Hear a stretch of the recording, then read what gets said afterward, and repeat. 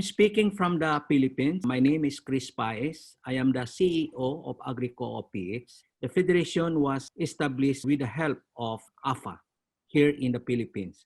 What I'm going to present to you is a business case. It is called CoOps for Food Initiative. We would like to attract more partners, especially during these difficult times. And we have this banner promotion, cooperating out of pandemic. Before we are in normal times, now we are in new normal period during this crisis. It is not only a matter of new normal. The new normal must be a better normal for the farmers. Just quickly, we were established in 2018. We are 500,000 members, 26 cooperatives, and our total assets is around 216 million. So the federation is a business organization, and we focus on the market.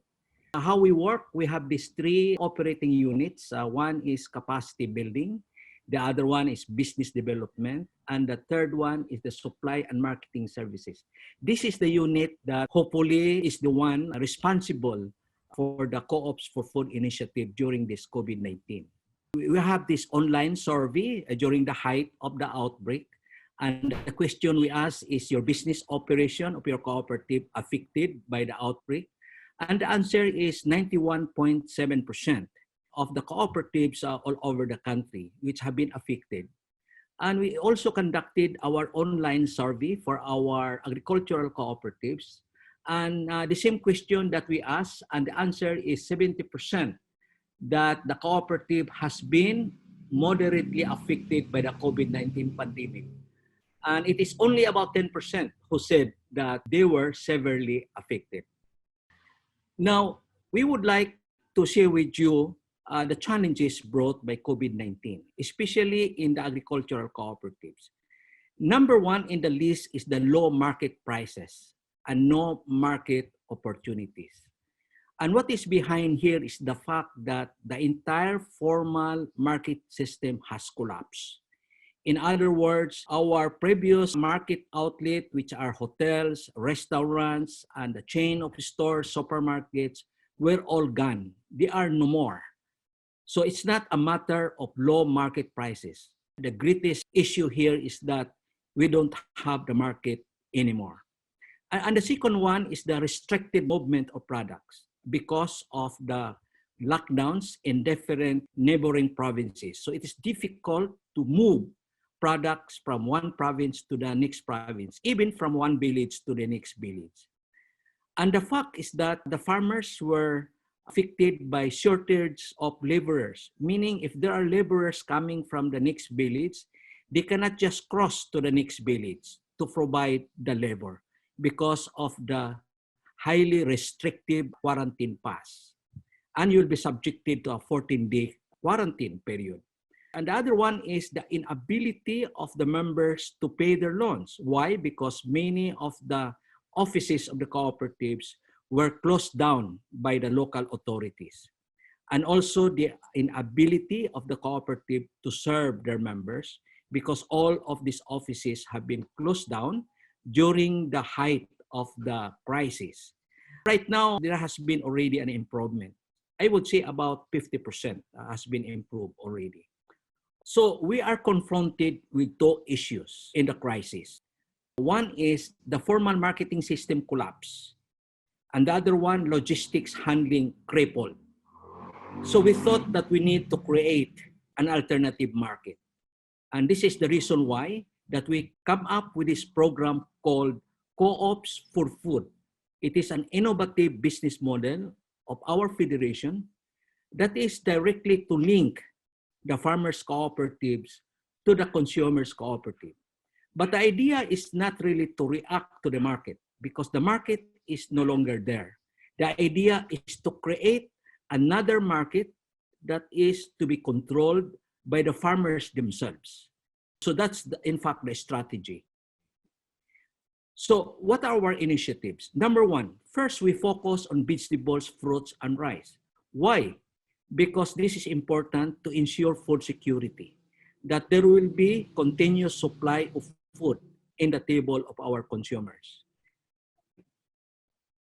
Number two, we establish a new normal supply chain framework strategy.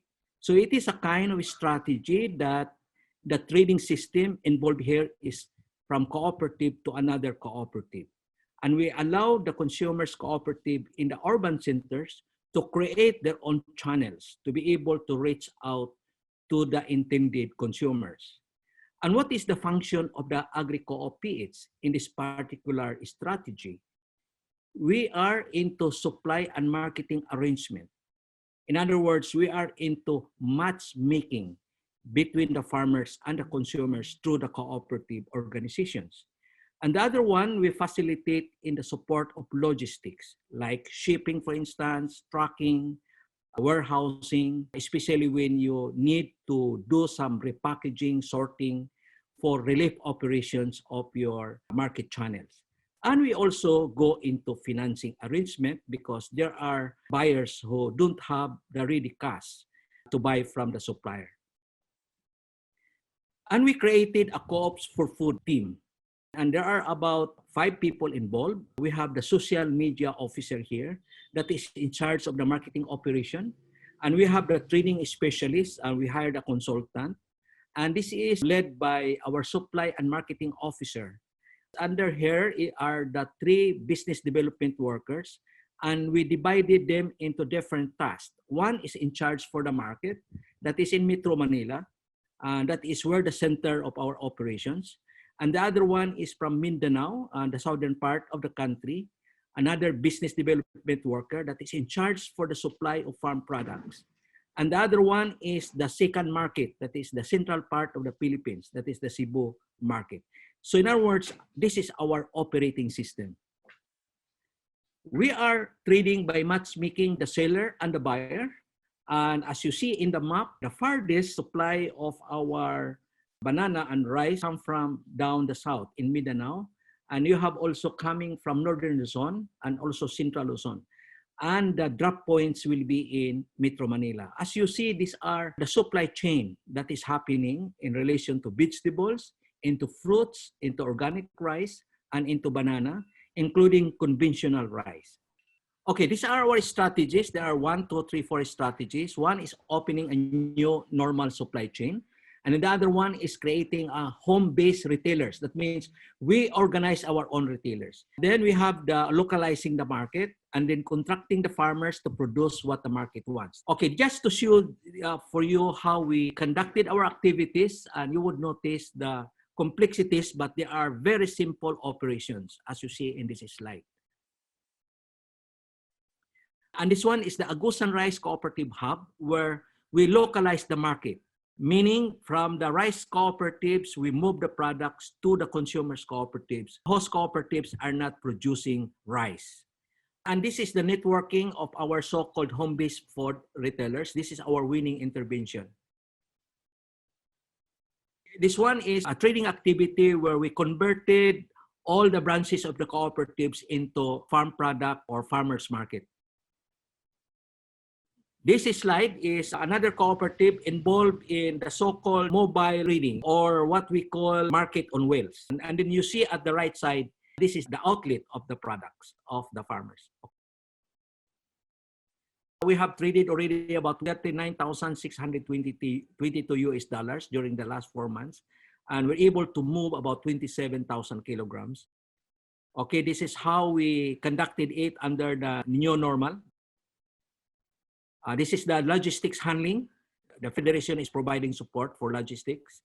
What works and what was not working. No? So we have a list here, like what is working is when we created our home-based retailing and then localizing the market, because of course the market have gone, so they are not there anymore. So we need to localize the market within the vicinity of our producing villages.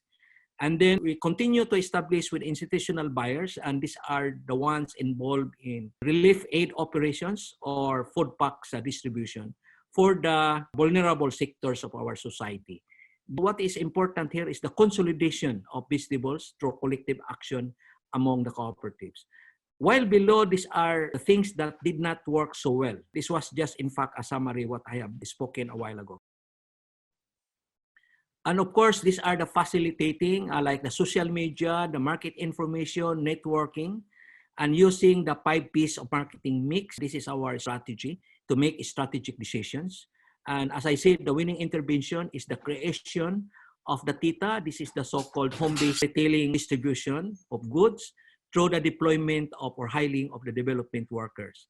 And of course, the hindering factors are the lockdown, delays in movement of products, delayed in payments, mismatch of the quality standards against that of what is wanted by the market.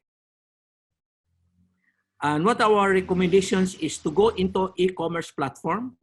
We need to set up the monitoring and evaluation for every supply agreement done in order to understand complexities of the trading activities during these difficult times, and also what is really the best practices. And we need really to repeat what is good and not to repeat what is bad.